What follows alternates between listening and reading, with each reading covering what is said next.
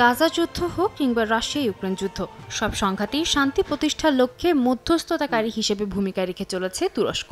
সেই সূত্রে পশ্চিমাদের সঙ্গেও সম্পর্ক জোরদার হয় এরদোয়ান প্রশাসনের। এমনকি সাম্প্রতিক হামাস ইসরায়েল প্রথম ধাপের যুদ্ধবিরতির কৃতিত্ব এরদোয়ানকে দিয়েছেন মার্কিন প্রেসিডেন্ট ডোনাল্ড ট্রাম্প, যার পরবর্তী ধাপেও জড়িত থাকবে তুরস্ক। মধ্যপ্রাচ্যের এমন পরিস্থিতিতে পারস্য উপসাগরীয় ৩ দেশ সফরে বেরিয়েছেন তুরস্কের প্রেসিডেন্ট রিসেপ তাইপ এরদোয়ান। মঙ্গলবার কুয়েত সফরে দেশটির আমিরের সঙ্গে বৈঠক করেন তিনি। বুধবার দোহায় কাতারের আমির Sheikh Tamim bin Hamad Al থানির সঙ্গে বৈঠক করবেন এরদোয়ান, যেখানে গাজা যুদ্ধবিরতি, অঞ্চল পুনর্গঠন সহ আঞ্চলিক নানা বিষয়ে আলোচনায় আসবে।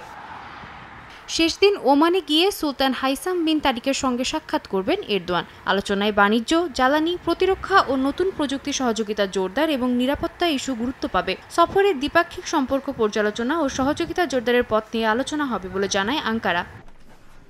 বিশ্লেষকদের ধারণা, তুরস্ক একই সঙ্গে নিরাপত্তা প্রদান ও পুনর্গঠনে ইচ্ছুক, পাশাপাশি নিজেকে আঞ্চলিক মধ্যস্থতাকারী হিসেবে প্রতিষ্ঠা করারও চেষ্টা করছে আঙ্কারা। তাই এই সফর দেশটির জন্য গুরুত্বপূর্ণ। এছাড়াও পারস্য উপসাগরীয় দেশগুলোর সঙ্গে জোরালো সম্পর্ক মধ্যপ্রাচ্যে তুরস্কের প্রভাব বাড়াতে সাহায্য করবে বলেও ধারণা করা হচ্ছে। সাদিয়া তাসনিম, সময় সংবাদ।